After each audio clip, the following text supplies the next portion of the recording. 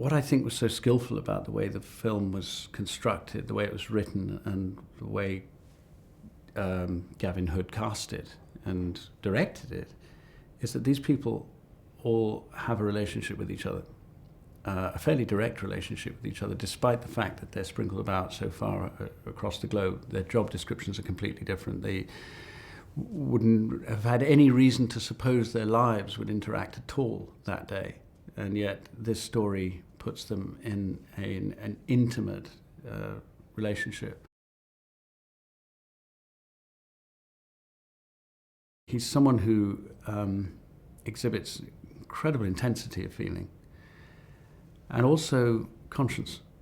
He, I think, as much as any actor I know, really, he's a person whose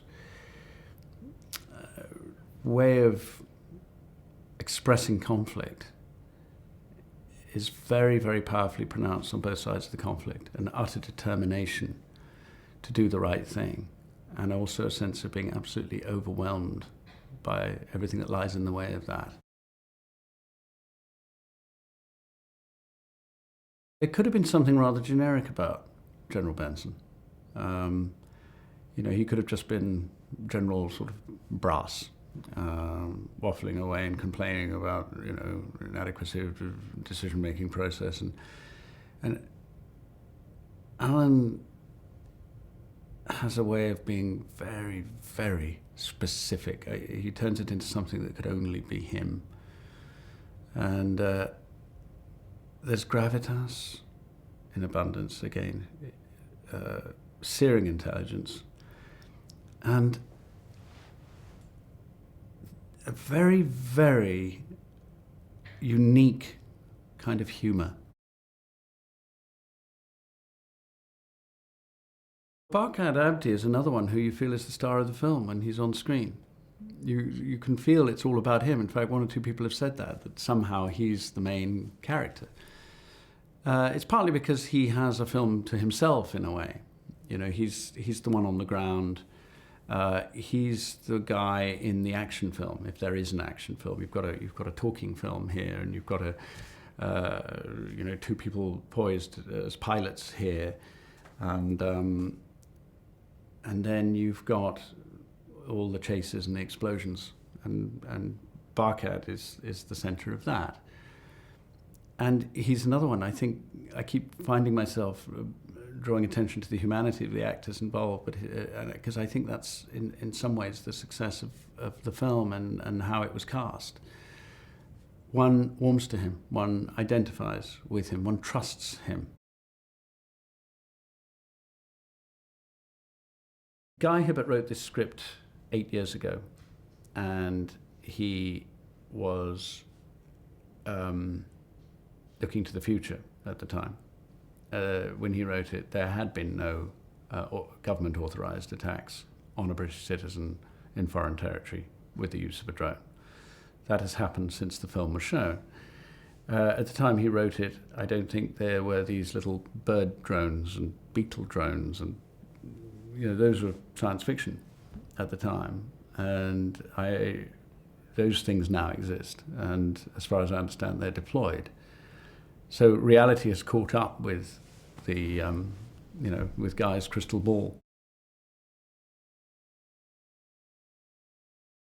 Because Phoebe and Aaron are so sympathetic and compelling,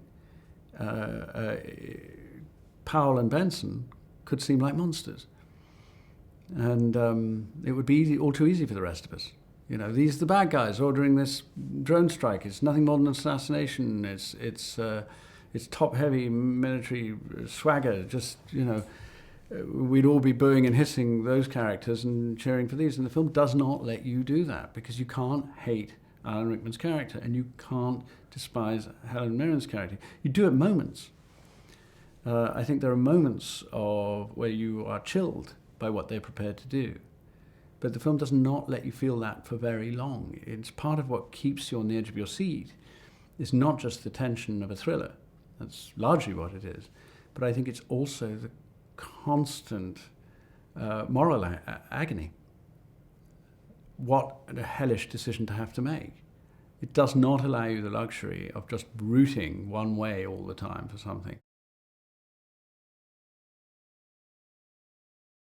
If I were in a stressful situation, if I was stuck on the top of a mountain or in a desert or in a polar expedition or on a sinking ship or something like that, I'd like to have him in control. He exudes benevolent authority. He's fiercely intelligent. His mind never stops firing. His articulacy is exhilarating, and his energy. I mean, he's tall, good-looking man. He's in the film. He's the commander of the drone base. You see a sample of his rather warm, but solid kind of authority in those scenes. And I said to Jed, he's going to get the film made. I want the arguments that you hear in the film to continue after the credits roll. And I've seen that happen already. I want those questions to go round and round and round and round. I want people to